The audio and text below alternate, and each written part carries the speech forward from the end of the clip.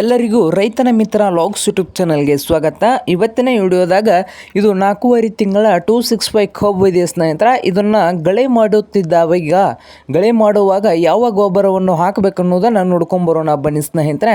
ಈ 265 ಗೊಬ್ಬರಿಗೆ ಯೂರಿಯಾ ಸ್ನೇಹಿತರೆ, ಯೂರಿಯಾವು 3 ಚೀಲ ಯೂರಿಯಾ, ಹಾಗೆ ಇನ್ನೊಂದು ಭಾರತೀಯ NPK 16 ಇದನ್ನು 2 ಚೀಲ, ಹಾಗೆ ಇನ್ನೊಂದು ಪವರ್ ಎಕ್ಸ್ಟ್ರೂ ರೀಚ್ ಅಂತ ಬರ್ತಾ ಇದೆ. ಇದು ಮಾಲಿಂಗ್ಪುರದ ಮೈಕ್ರೋ ಪವರ್ ಎಕ್ಸ್ಟ್ರೂಡ್.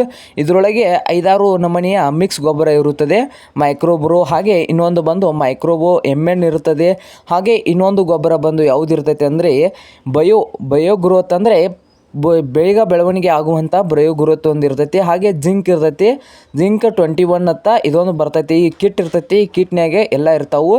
ಮೈಕ್ರೋ ಸಲ್ಫೋನಿಯಮ್ ಅಂತ ಬರ್ತೈತಿ. ಹಾಗೆ ಇನ್ನೊಂದು ಬಂದು ಪೆರೋಲಿಸಿಸ್ 19 ಅಂತ ಬರ್ತೈತಿ. ಹಾಗೆ ಇವು ಅಷ್ಟು ಗೊಬ್ಬರಗಳು ಒಂದೇ ಬ್ಯಾಗ್ನಲ್ಲಿ ಬರ್ತವೆ. ಆ ಬ್ಯಾಗ್ ಯಾವುದಂದರೆ ಪವರ್ ಎಕ್ಸ್ಟ್ರೂ ರೀಚ್, ಅಂದರೆ ಇದು ಪವರ್ ಎಕ್ಸ್ಟ್ರೂ ರೀಚ್ ಅಂತ ಒಂದು 50 ಕಿಲೋ ಬ್ಯಾಗ್ ಇರ್ತೈತಿ. ಈ ಬ್ಯಾಗ್ನಾಗ ಅಷ್ಟು ಪ್ಯಾಕೆಟ್ಗಳು ಇರ್ತಾವೆ ನೋಡ್ರಿ ಫ್ರೆಂಡ್ಸ.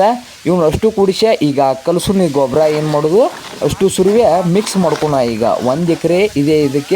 ಇದಕ್ಕೆ ಭಾರತೀಯ NPK 16 ಬಂದು ಎಷ್ಟು ಚೀಲ, 2 ಚೀಲ.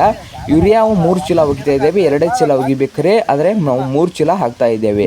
ಹಾಗೆ ಇದೊಂದು ಪವರ್ ಎಕ್ಸ್ಟ್ರೂಡ್ ಅಂತ ಇದೊಂದು ಬರ್ತಾ ಇದೆ. ಇವಷ್ಟು ಸೇರಿ ಕಲಿಸಿ ಈಗ ಒಗಿಂಡು ಫ್ರೆಂಡ್ಸ. ಈಗ ಮಿಶ್ರಣ ಯಾವ ರೀತಿ ಮಾಡ್ಕೋಬೇಕಂದ್ರೆ, ಈ ರೀತಿ ಎಲ್ಲ ಯೂರಿಯಾ 1 ಚೀಲ, ಹಾಗೆ ನಡುವು ಅದು NPK 16 ಹಾಗೆ ಮೇಲೆ ಬಂದು ಆ ಕಿಟ್ ಇರ್ತೈತಿಲ್ಲ, ಕಿಟ್ನೂ ಹಾಕಿ ಮಿಕ್ಸಿಂಗ್ ಮಾಡ್ಕೋಬೇಕು ಫ್ರೆಂಡ್ಸ. ಅಷ್ಟು ಸುರುವೆ ಈಗ ಶುರುವಾಯ್ತು ನೋಡ್ರಿ ಫ್ರೆಂಡ್ಸ. ಈಗ ಬಯೋ ಗ್ರೋತ್ ಅಂತ ಈ ಗೊಬ್ಬರವನ್ನು ಮಿಕ್ಸ್ ಮಾಡ್ತಾ ಇದ್ದೇವೆ ನೋಡಿ. ಈಗ ಅಂದರೆ ನಮ್ಮ ಕಬ್ಬು ಈ ಗಳೆ ಹೊಡಿಯೋ ಸಂಬಂಧ ಬಂದೈತಿ, ಗೆಳೆಗೆ ಬಂದಿದೆ. ಆಗ ಗೆಳೆಗೆ ಬಂದಾಗ ಏನು ಮಾಡ್ಬೇಕಂದ್ರೆ, ಈ ಗೊಬ್ಬರ ಒಗದ ಬಿಟ್ಟಿವಾರ ಅಂತರೂ ಕಬ್ಬು ಬರತ್ರಿ.